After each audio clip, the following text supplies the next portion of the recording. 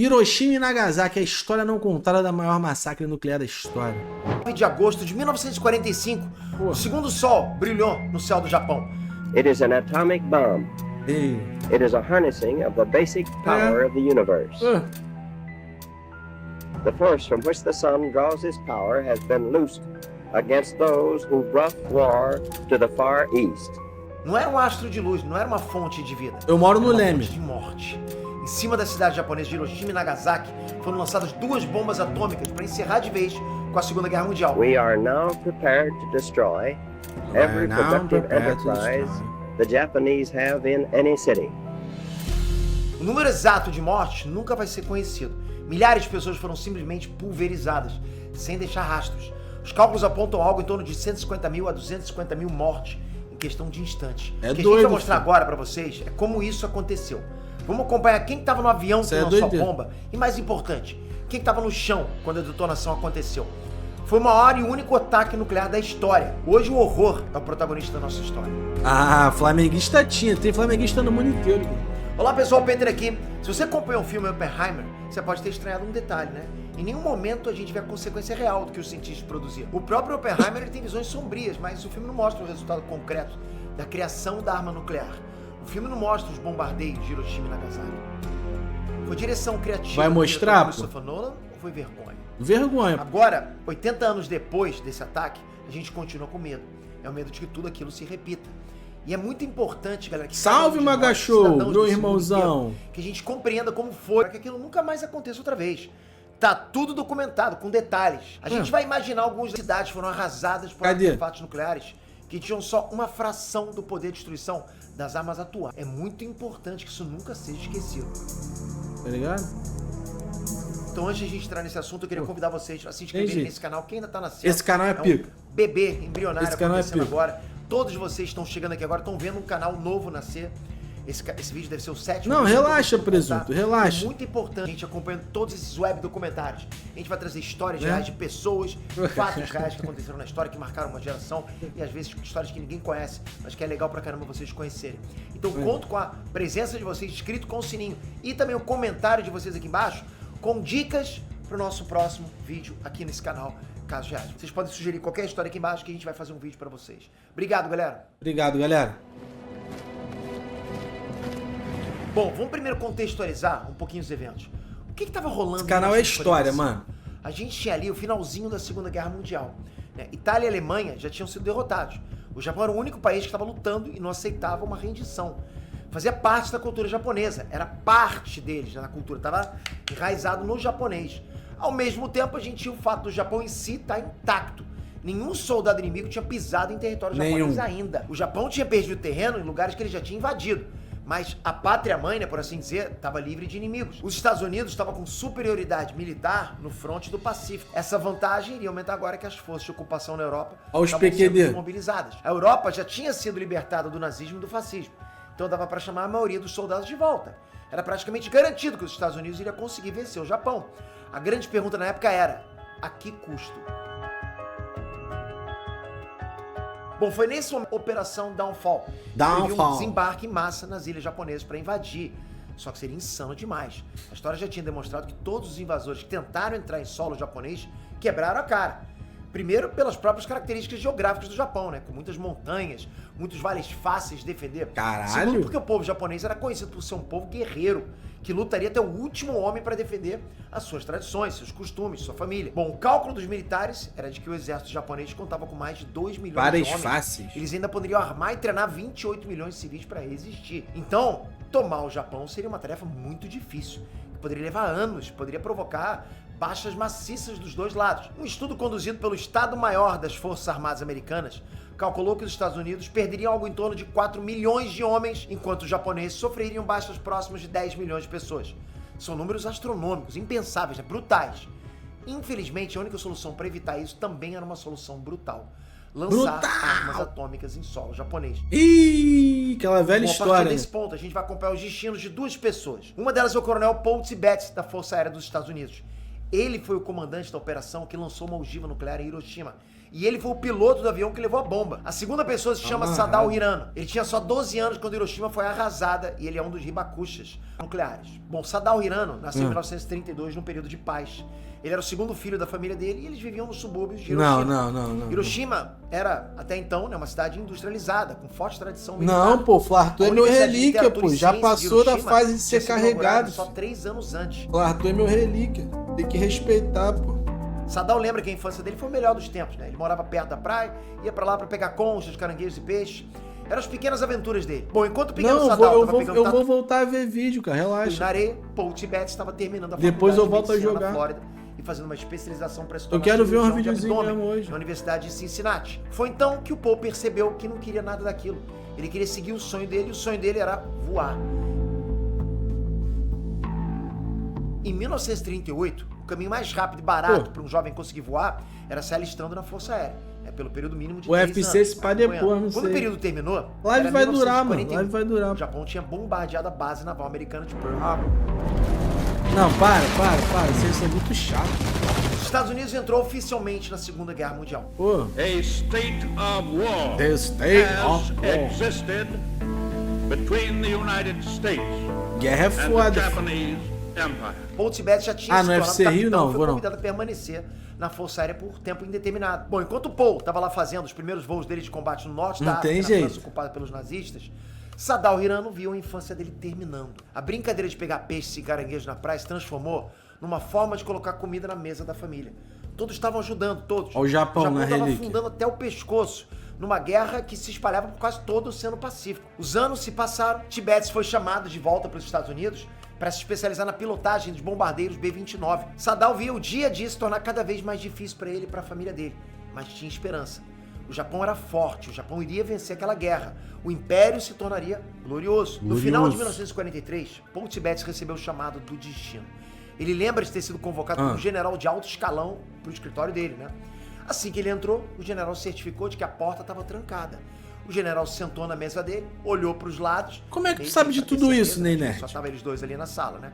Foi então que o general falou com toda a calma do mundo que o Paul Tibbets poderia ser considerado um dos guardiões da bomba atômica agora. Naquele momento, naquele lugar, o Paul Tibbets não fazia a menor ideia do que o oficial superior dele estava falando, né? Tipo, como assim? Ele não entendeu o momento histórico, o que estava acontecendo ali. Ele lembra até hoje que ele sabia o que era um átomo, mas ele não tinha qualquer noção do que seria uma bomba atômica. Naquele instante, ele só conseguiu pensar numa Não coisa. vou procurar, encerrar presumo. a reunião e ir filar. Salve, Coringa.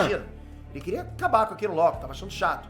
E é importante lembrar que naquele dia, naquela reunião, a bomba atômica ainda não existia. Mandei mensagem O pro Alan, famoso ele não teste do respondeu. Oppenheimer não tinha sido realizado.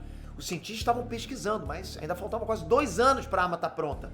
E quase 2 anos Pô, ele mandou antes, mensagem, eu as Forças respondi Armadas na já tinham hora, tá? escolhido aquele que iria assumir esse compromisso, Paul Tibbets. Não tinha mais volta. Daquele ponto em diante, a vida do Paul Tibbets nunca mais foi a mesma. Ele foi obrigado a mentir para todos os amigos dele, para todos os familiares a respeito do que ele sabia. Ele lembra que a pergunta que ele mais ouvia daqueles dias lá era uma pergunta completamente normal. Pô. E aí, o que você anda fazendo? O quê? Era um cumprimento natural, né? Tipo, quase como as pessoas falassem isso naturalmente pra ele. E ele tinha que inventar alguma história. E depois ele tinha que lembrar da história que ele tinha inventado. Porque ninguém podia suspeitar que ele tinha sido Parece selecionado até eu por operações inventando totalmente história pra não ver o vídeo que vocês mandam, mano. É assim secretas. Então, mesmo. o que ele falava pra uma pessoa, ele tinha que ficar repetindo pras outras, né? Porque vai que alguém bate essa história. Bom, pro Paul, foi quase um ano inteiro. Lado de ruim do expectativa, mentiroso sem saber é isso se aí. tratava direito, sem saber o impacto. Por isso que eu ele falo, quer ser mentiroso, só faça mentira simples. Mais nada. Somente o básico. E aí tu se mantém, tá ligado? ia fazer. Foi em dezembro de 1944 que ele e outros aviadores foram finalmente mobilizados para o chamado Esquadrão 509. É meu, é a mensagem do A Alan, missão deles, mensagem do Alan. planejar métodos para lançar Desculpa, armas mas o nucleares ídolo de vocês sobre a manda Alemanha mensagem e o no meu Japão. zap. Fazer o quê, né? Foi em 1945, Ai, ai. o jovem Sadao Hirano estava matriculado na escola. Estudou Ó o menorzinho. muito pouco. O Caralho, governo japonês menorzinho estava do de numa Uber, espiral de mané. derrota. Tinha escassez Moleque, de mão de menorzinho obra, do Os colégio de todas as Uber. escolas estavam sendo recrutados para trabalhar. Sadao fez de tudo um pouco. Junto com os colegas de turma dele, ele ajudou nas plantações, ele ajudou na demolição de casas para proteger a cidade, né? Enfim, a estratégia japonesa era demolir filas de casas e Aí prédios sim. para reduzir a propagação de incêndio em caso de bombardeio. E o Sadao tava lá com os amigos dele, com marretas, com picaretas. Carlos com Miguel, machados, não manda colocando, mensagem né, pra mim. abaixo casas que um dia já tinham sido dos vizinhos dele. Tudo pra quê? Pra ajudar a enfrentar o bombardeio do inimigo. Saddam Bombardilo ou acreditava que crocodilo? evitaria o pior em Hiroshima. Todo mundo achava que aquilo evitaria o pior em Hiroshima. Craque Neto me Aliás, manda mensagem, os não. bombardeios americanos eram realmente Ué, frequentes, João Pedro estavam Perani me acontecendo manda. direto. Então eles estavam se preparando pra mais um bombardeio. João Pedro Perani é, Digamos, Pedro Perani é comum, o craque né? Neto Todos do nosso imaginavam que o grupo. inimigo estava preparando terreno para uma invasão por terra. Hiroshima estava protegido por canhões antiaéreos, ok? Mas os novos bombardeiros americanos estavam preparados para operar em altitudes muito altas. Ironicamente, Hiroshima também estava recebendo menos ataques do que outras cidades japonesas. É claro que aquilo levantou dúvidas. Amigos e vizinhos do Saddam conversavam sobre isso. Né? O assunto estava nas ruas. Tipo, o que está acontecendo? Por que ninguém está bombardeando essa cidade? Alguns estavam dizendo lá que Hiroshima estava sofrendo menos bombardeios porque os americanos estavam planejando usar as bases militares da cidade quando houvesse invasão. Outros diziam que seus parentes no Havaí, na Califórnia, tinham pedido para o governo americano poupar a cidade. Ou seja, era rumor. Ainda assim, a vida do Saddam era de medo constante. E de todo mundo. Vai ficar com medo o tempo todo, né? Quem estava ali naquele lugar tem que sentir medo o tempo todo. Imagina, você tá tendo que derrubar casas para poder se preparar para bombardeio que você não sabe quando vai vir. Bastaria uma única bomba atômica para destruir a vida dele ou a vida da família inteira dele. E toma, hein? E é drama do Saddam, hein? Em 26 de julho de 1945, tudo já estava alinhado. A bomba atômica já tinha sido testada em segredo 10 dias antes.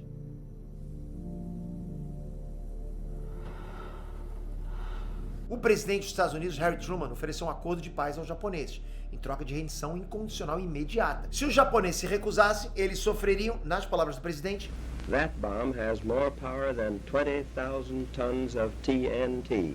If they do not now accept our terms, they may expect a rain of ruin from the air, the like of which has never been seen on this earth. o mundo não tinha a menor ideia do que ele queria dizer com essa frase. Doideira, né, mano? Começa vazia, talvez, né? Tipo, cão que ladra não morre, será que é isso? Uma bravata. O imperador do Japão não se rendeu. O Japão estava preparado para pagar o preço e lutar até o fim. Sabe como é que é japonês quando bota na cabeça que vai defender foda, filho. o próprio terreno, né? Bom, em Hiroshima, Saddam ouvia as sirenes de bombardeio e se abrigava. Os americanos jogavam algumas bombas, mas também jogavam panfletos. Saddam sabia o que tinha nos panfletos. Eram panfletos escritos em japonês, sugerindo que o povo abandonasse a cidade para não sofrer o pior. Mas o Saddam também sabia que era ilegal pegar ou ler esses panfletos. Era um crime contra a pátria, né? Contra a honra do Japão. Que a ordem do loucura, governo né, era para velho? prender qualquer pessoa vista com um desses panfletos do inimigo.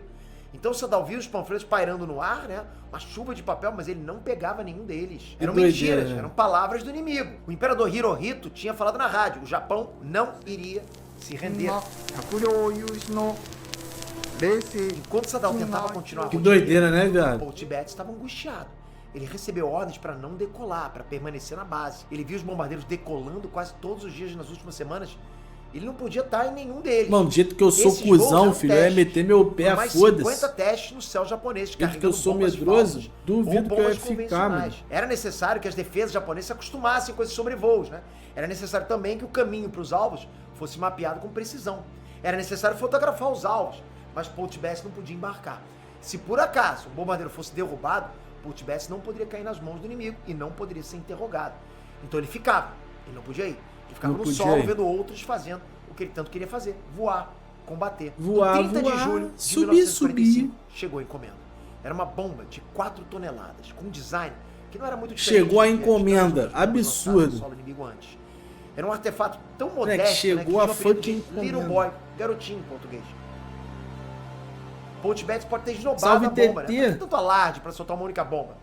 Por que voar um B-29 com um único artefato? Ele não sabia, mas dentro daquela cápsula tinha 64 quilos de urânio 235. Não importava. Pra ele e pro time dele. Aí, era teu- só mais uma teu missão, volante né? aí, Como todas as presunto. outras. Finalmente, ele teria autorização pra pilotar.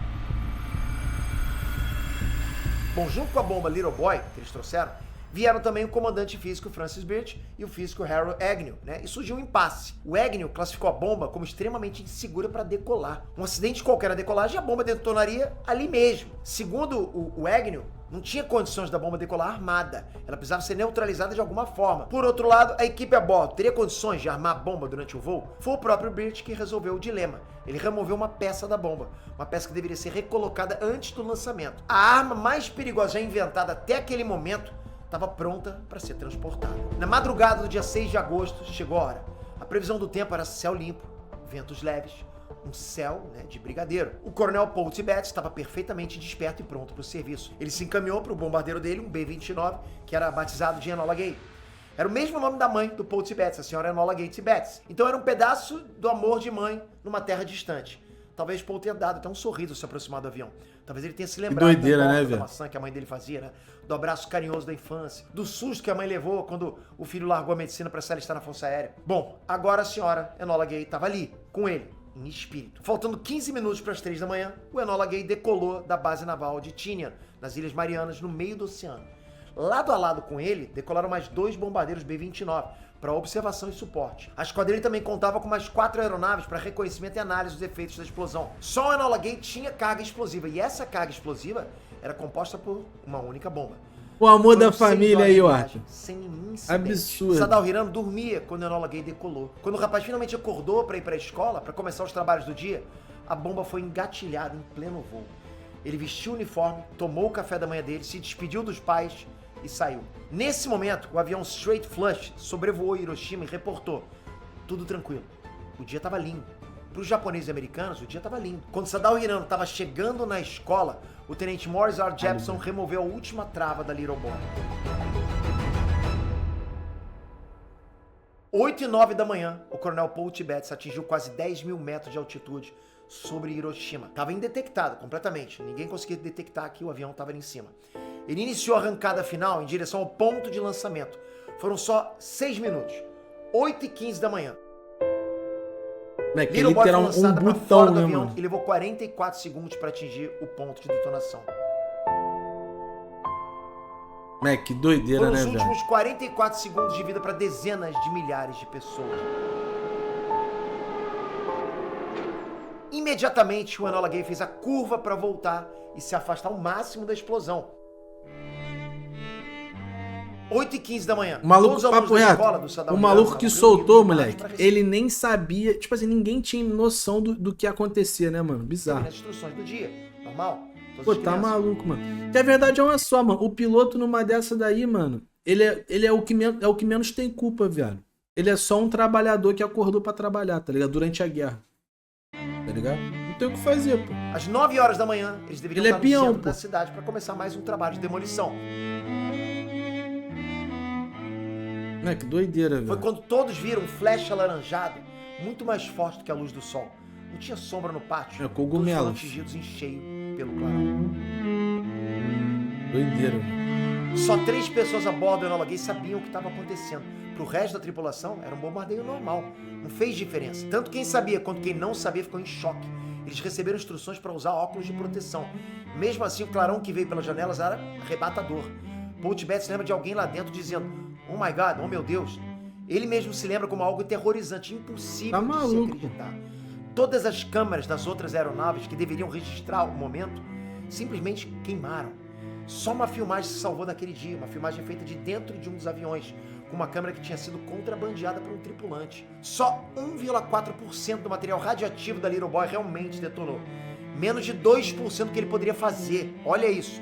Esses 1,4% causaram uma explosão equivalente a 15 mil toneladas de dinamite. Era 4 vezes o poder explosivo do maior maluco. bombardeio já registrado na Segunda Guerra Mundial. Era o poder nuclear. Era a primeira Só bomba uma, atômica pô. detonada num ato de guerra da história. Ela gerou temperaturas de 4.000 graus Celsius, num raio de quase 5 quilômetros. E não vale dizer que, tipo assim, no momento em que a bomba é soltada, o Japão já tinha meio que se entregado? Não foi um bagulho assim? Tipo assim, eles soltaram depois que os caras se entregou, pô. Eles não soltou durante a guerra, tá ligado? A explosão foi sentida por mais de 60 quilômetros de distância. O calor emitido queimou instantaneamente todas as crianças no pátio da escola do Sadao Hirano. Mas a queimadura não foi a primeira coisa que ele sentiu. A primeira coisa que ele sentiu foi um impacto. Tá maluco. A onda de choque espalhou todo mundo em todas as direções. Sadao desmaiou. Quando ele se levantou, a sede veio.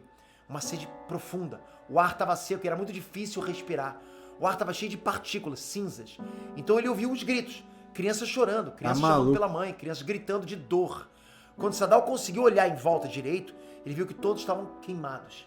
As roupas tinham sido rasgadas pela onda de choque. A pele estava exposta. Em muitos deles, a pele estava caindo, como tira de roupa. A dor apareceu de forma intensa. Tá maluco, velho. Bom, a bordo do avião Enola Gay começou o longo voo de volta para Tinian. A tripulação abriu e dividiu o sanduíche de presunto que tinham trazido para a viagem. Sadao Hirano não fazia ideia do que estava por vir. Ele e mais 2 amigos resolveram fugir para uma colina próxima. O que eles viram no caminho foi um pesadelo interminável. 2/3 de todos os edifícios da cidade de Hiroshima foram reduzidos a ruínas. Era muito difícil reconhecer ruas e avenidas sem os Tá prédios. maluco. Tudo era igual na devastação. Isso é real mesmo, né, viado? Pessoas Tipo que assim, estavam presentes se acabar com tudo, viado, né? Que fica difícil tu reconhecer onde é que tu tá ligado? entre os escombros ou por causa das queimaduras de corpo inteiro. Ao mesmo tempo, a cidade ardia. Todos os pequenos focos de incêndio se juntaram para formar uma única tempestade de fogo que se alastrava. Tá maluco. Então aqueles meses e meses, né, de trabalho para criar linhas de contenção não serviram para nada diante de tanto calor. Pessoas que estavam soterradas foram engolidas pelas chamas.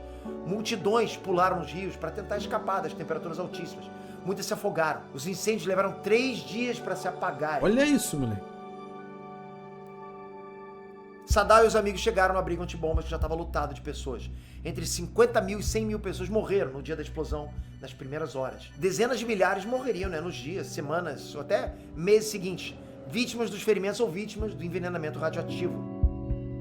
Tá maluco. O coronel Paul Tibbets posou o Enola Gay de volta na base dele e ficou espantado. Centenas de pessoas estavam esperando na pista, comemorando. Tinha generais que ele nunca tinha visto antes, oficiais de altíssima patente, todos celebrando. No momento em que Paul Tibbets colocou os pés na escada de descida do avião, ele já recebeu uma medalha de honra no peito. Missão cumprida. Um marco histórico. Sadao e os amigos dele ficaram Missão cumprida. Tu acabou de desossar o Japão, tá ligado? um tempo do lado de fora do abrigo. Ele lembra até hoje de ver um homem com mastro de madeira fincado na barriga. Soldados tentaram remover o mastro de madeira e não conseguiram. Depois de um tempo, né, Sadao e seus amigos começaram, né, o longo caminho de volta para suas casas. Se é que essas casas ainda existiam. Eles não tinham forças. A pele dos braços estava pendurada. A única forma possível de andar era de cabeça baixa, com os braços esticados para frente. Ele mesmo descreve a cena. Eles eram como fantasmas, vagando pelo inferno. No caminho, eles conseguiram encontrar 3 baldes de água. Foi isso que deu forças para eles continuarem. Sadao Hirano chegou em casa às 6 da tarde, quase 12 horas depois de ter saído naquela manhã. Os pais dele estavam bem. Sadao morava no subúrbio. Foi a mãe dele que reparou que ele tinha os dedos das mãos fechados, né? Como se estivesse segurando alguma coisa. Ele abriu os dedos um por um, com esforço. O que ele estava segurando era um amontoado de pele, a pele dele. Um amontoado de pele que ainda estava conectado com o braço dele. A mãe teve que usar uma tesoura para cortar o que faltava. Tá maluco. A mãe limpou as feridas com álcool de saquê, deu uma dose pro Sadao e ele apagou. Sadao Hirano ficou na cama por 20 dias seguidos, em dor. Enquanto Sadao Hirano dormia, o Enola Gay decolou mais uma vez. Dessa vez, Paul Tibbets não era o piloto e o Enola Gay não estava carregando uma bomba nuclear. O Enola Gay fez parte da esquadrilha de outro avião para outra cidade, levando outra bomba. A cidade era Nagasaki. Em 9 de agosto, 3 dias depois de Hiroshima, os Estados Unidos lançou a segunda e última bomba nuclear contra um alvo militar. Mais 70 mil pessoas foram mortas em Nagasaki. Tá maluco, moleque. Tacar 2 assim é mó esculacho, mano. Quando Sadao Hirano finalmente conseguiu se levantar da cama, o Japão já tinha se rendido.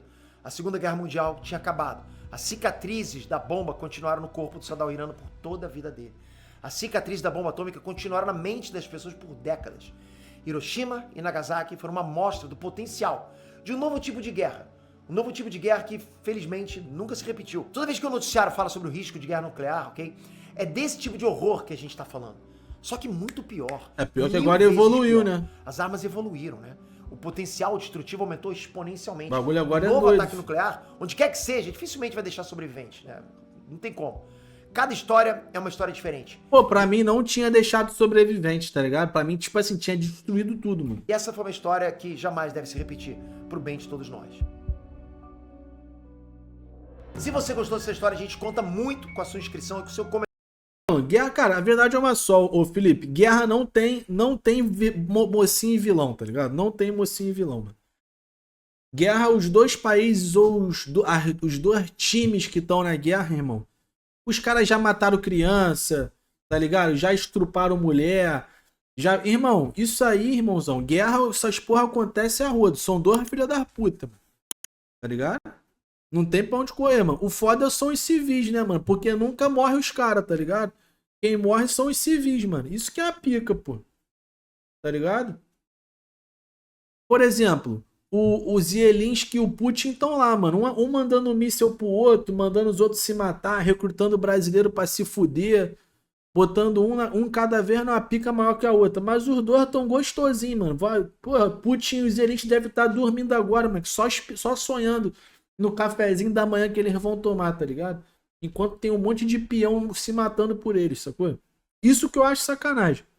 Tinha que botar os dois pra se tampar na porrada até a morte, botar essa porra no pay-per-view. Quem ganhar, o país tá rendido, porque o que ganhar rende o país do outro. Acabou, pô.